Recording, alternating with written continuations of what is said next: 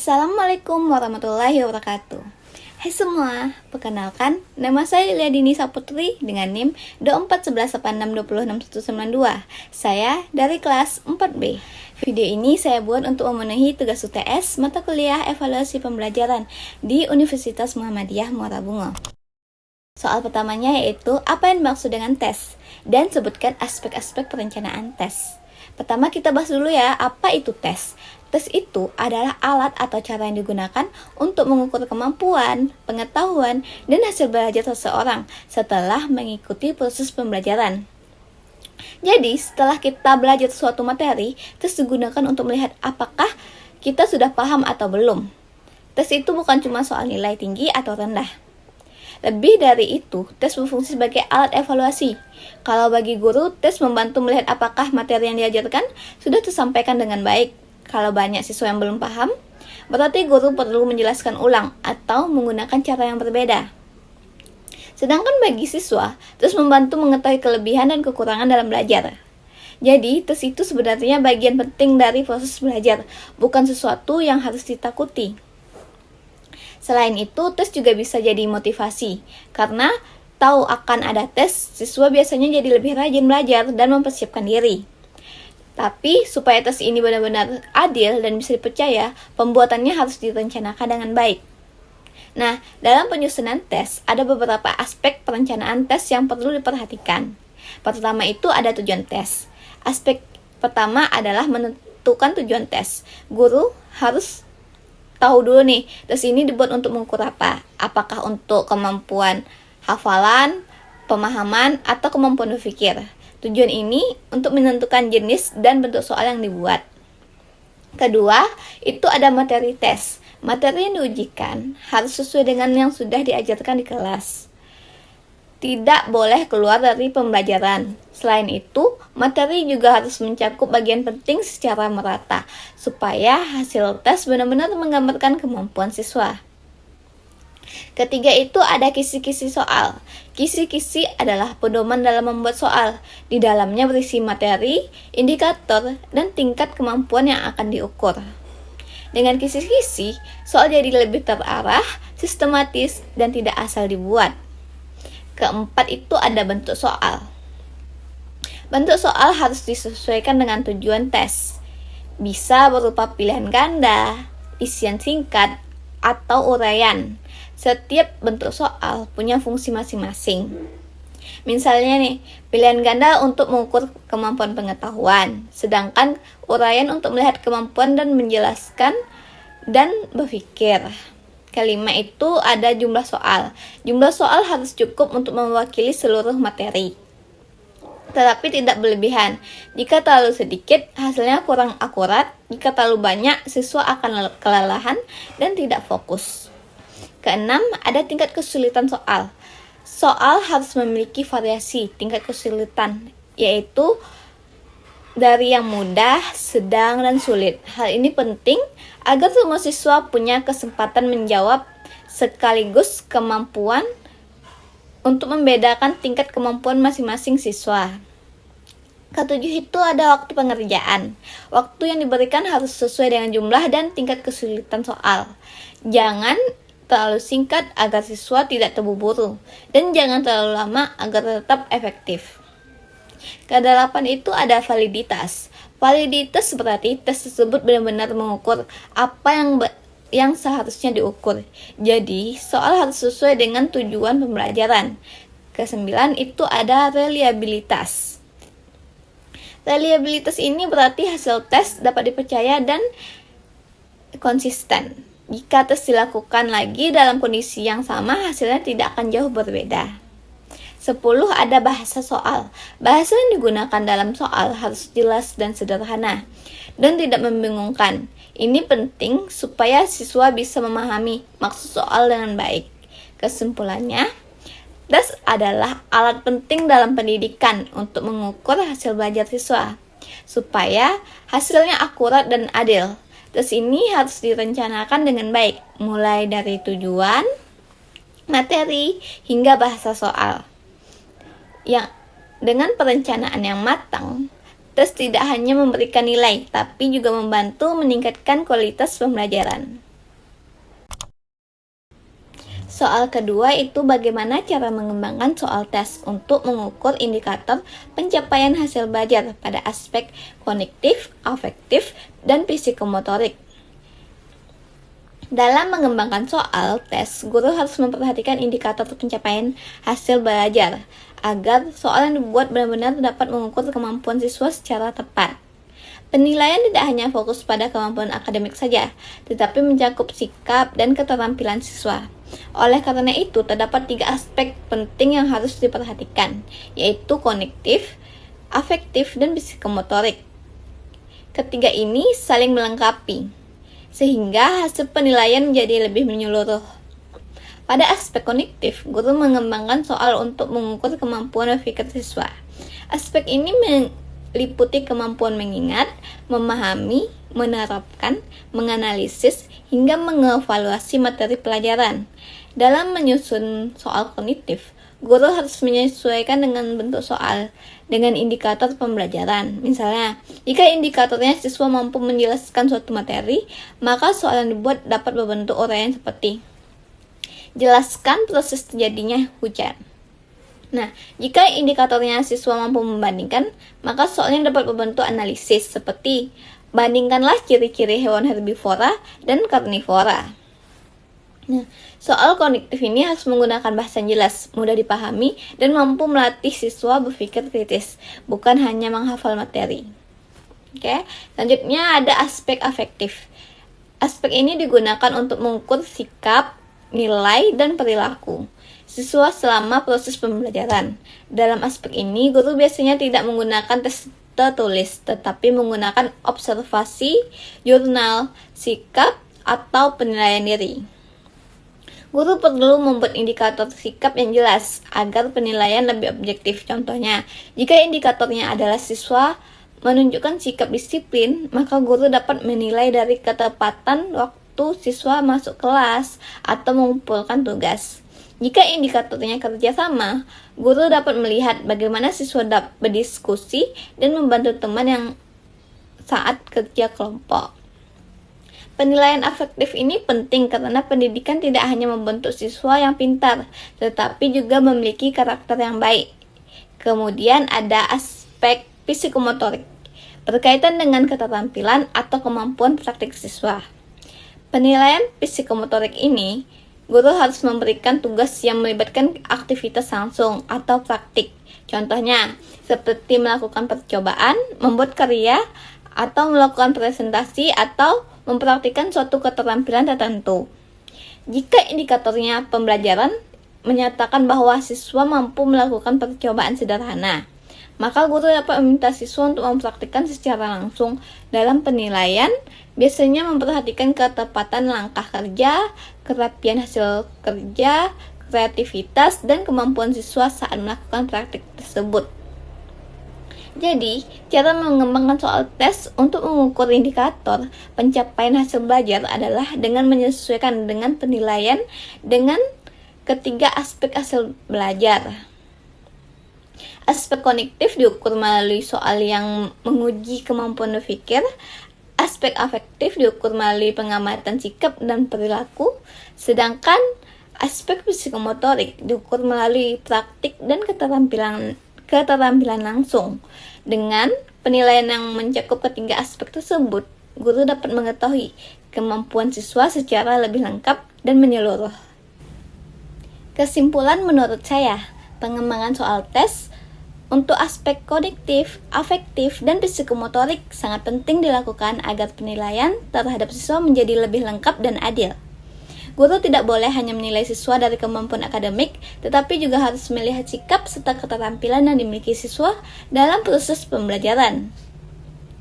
Dengan adanya penilaian pada ketiga aspek tersebut, guru dapat mengetahui kemampuan siswa secara menyeluruh, baik dalam berpikir, berperilaku, maupun praktik secara langsung.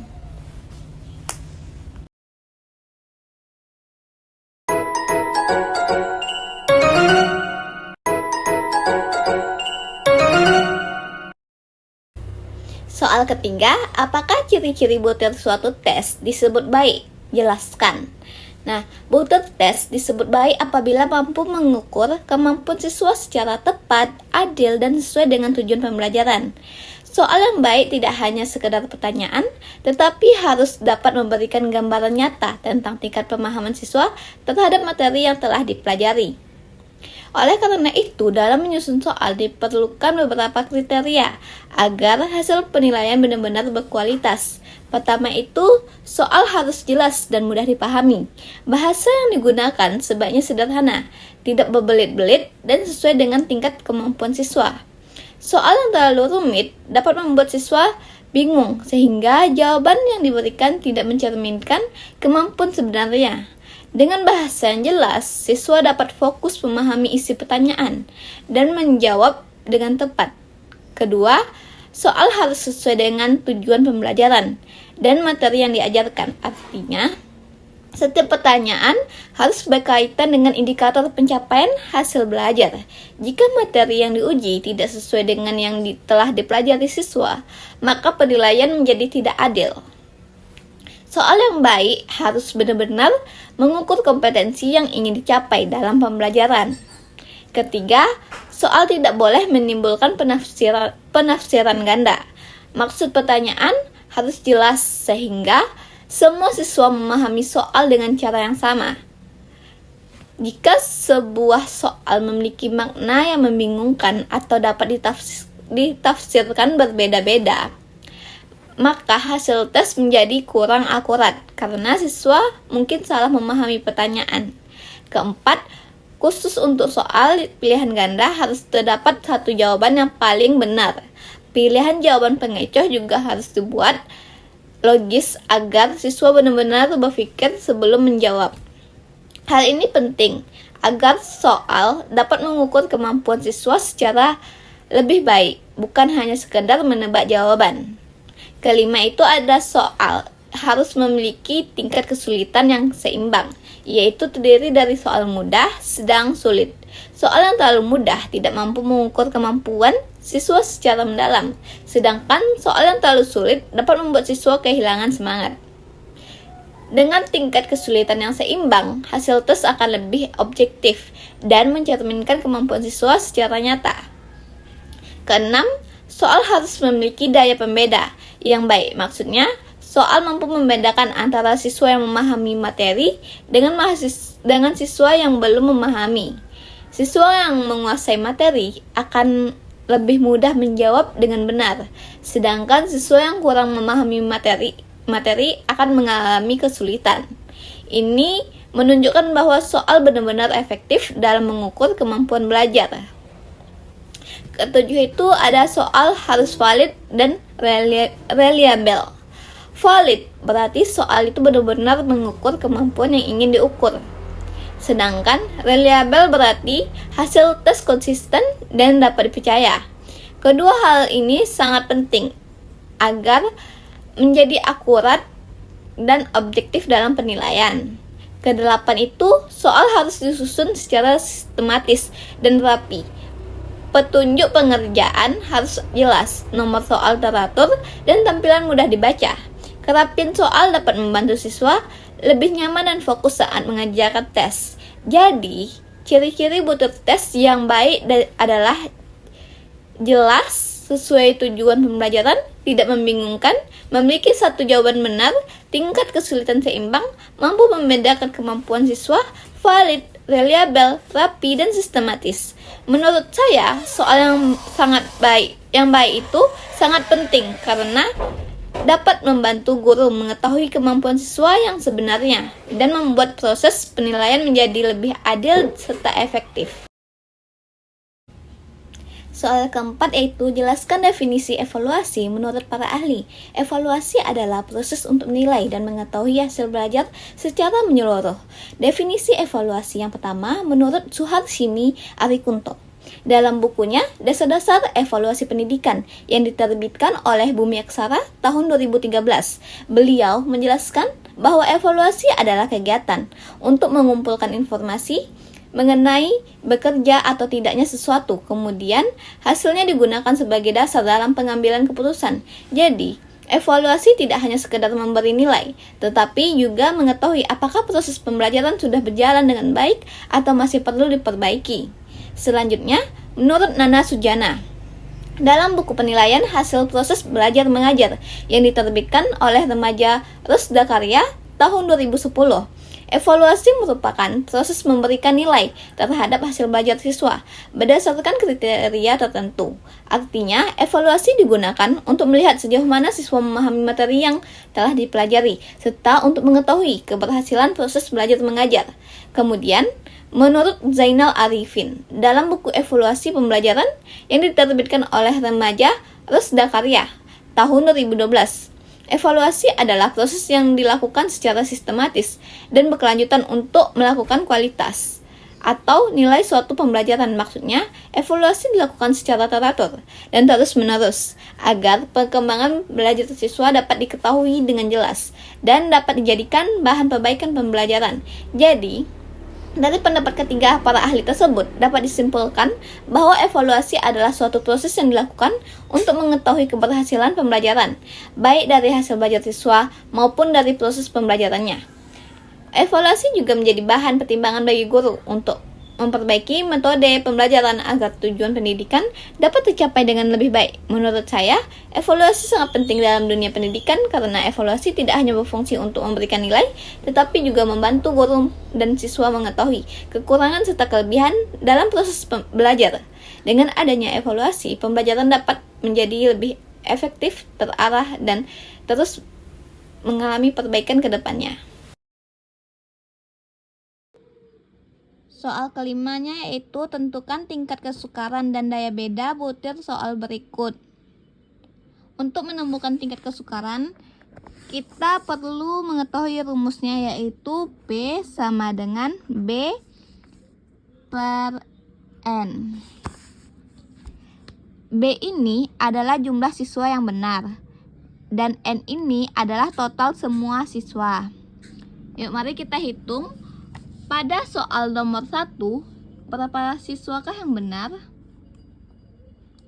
1, 2, 3, 4, 5, 6, 7, 8, 9, 10, 11. Ada 11 siswa yang benar. Soal kedua kita hitung juga ya. 1, 2, 3, 4, 5, 6, 7, 8, 9, 10, 11. Ada 11 siswa yang benar.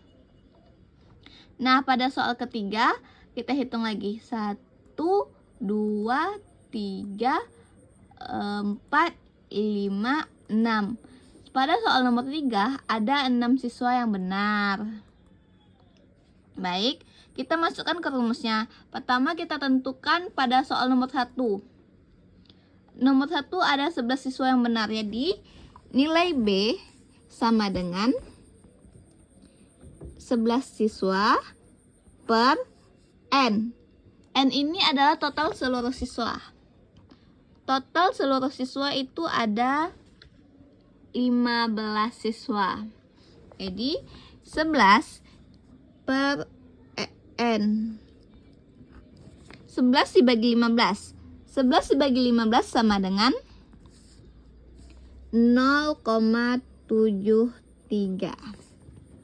Nah, sesuai kriteria penilaian atau interpretasinya yaitu kalau 0,00 hingga 0,30 itu disebut sukar. Kalau 0,31 hingga 0,70 itu disebut sedang.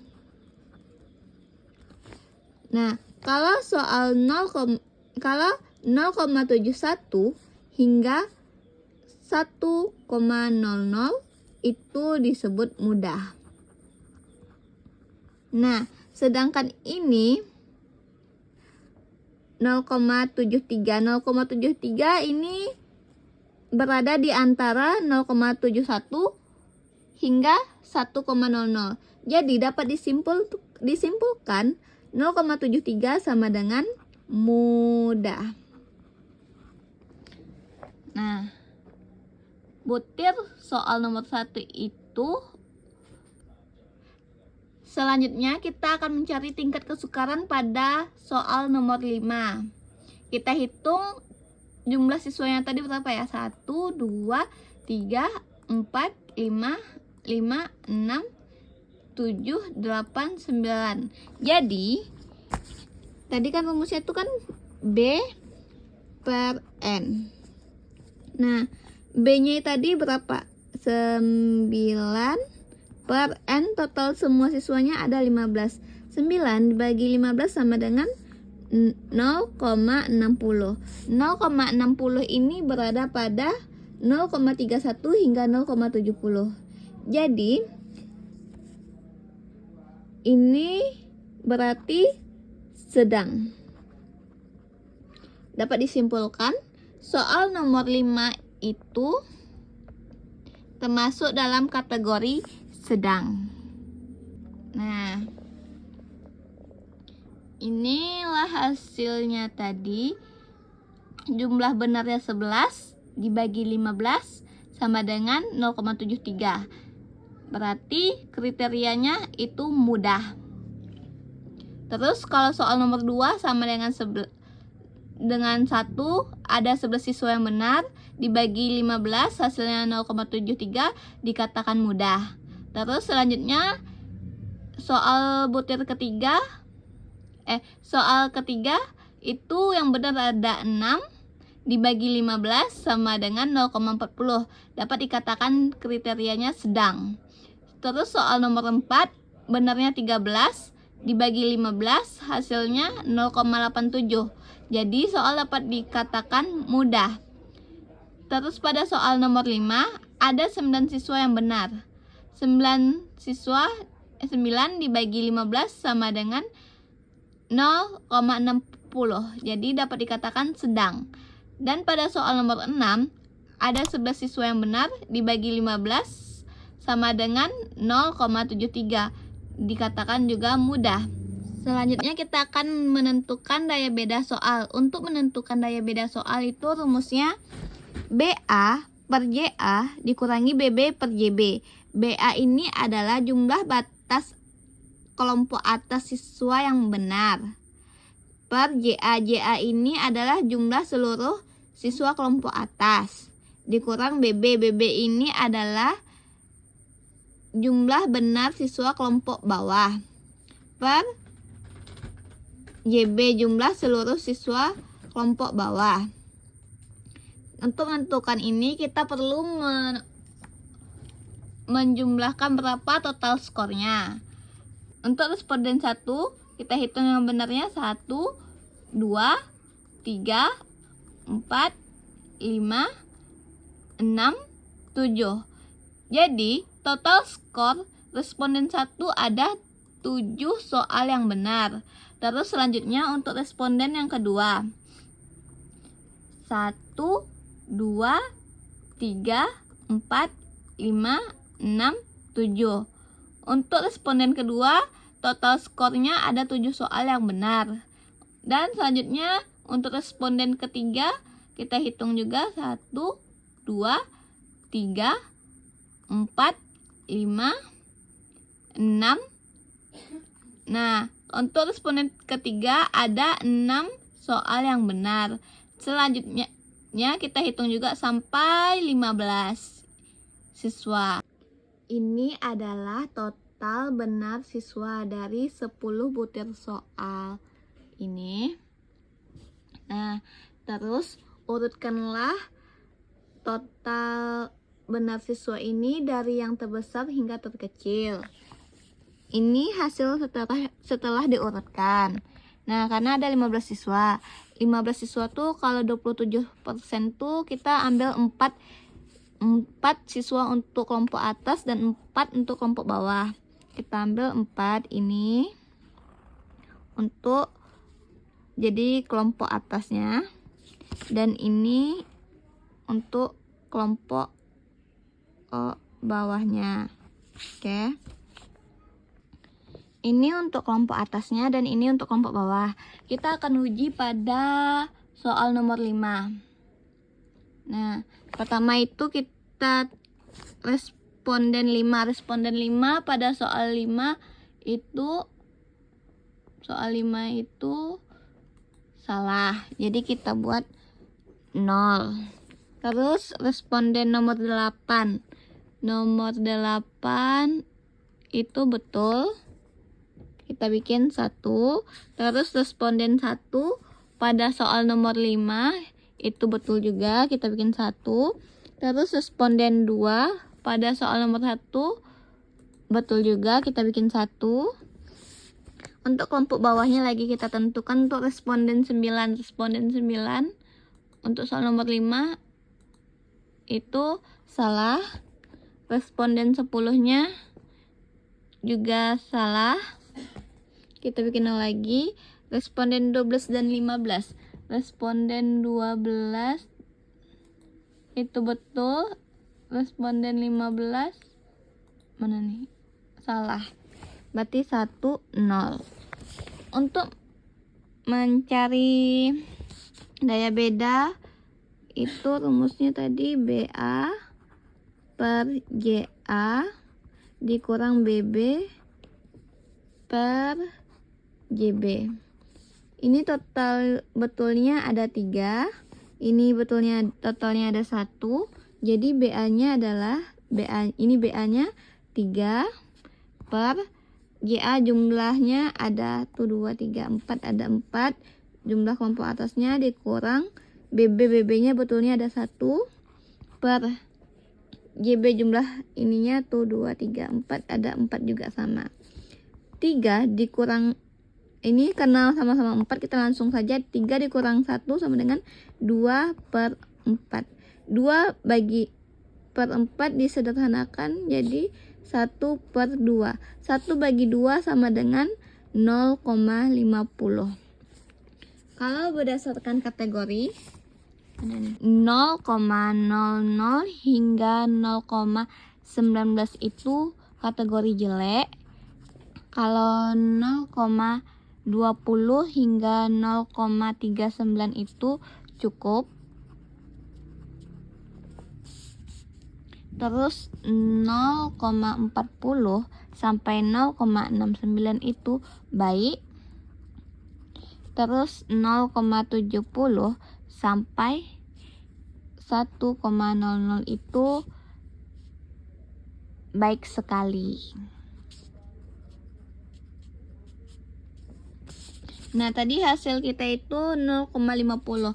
0,50 tuh berada di antara 0,40 hingga 0,69. Jadi di kategori baik. 0,50 ini berarti kategori baik. Berdasarkan data tersebut, dapat disimpulkan bahwa instrumen ini cenderung terlalu mudah bagi responden karena tidak ada satupun soal yang masuk kategori sukar dan secara teknis kualitasnya kurang seimbang. Meskipun soal nomor 5, 6, dan 9 sudah sangat efektif dalam membedakan kemampuan siswa, masih banyak butir soal nomor 1, 2, 3, dan 10 yang berfungsi buruk karena memiliki daya beda jelek. Sehingga tes ini perlu dievaluasi ulang atau diperbaiki pada bagian yang lemah agar hasilnya lebih akurat dan objektif.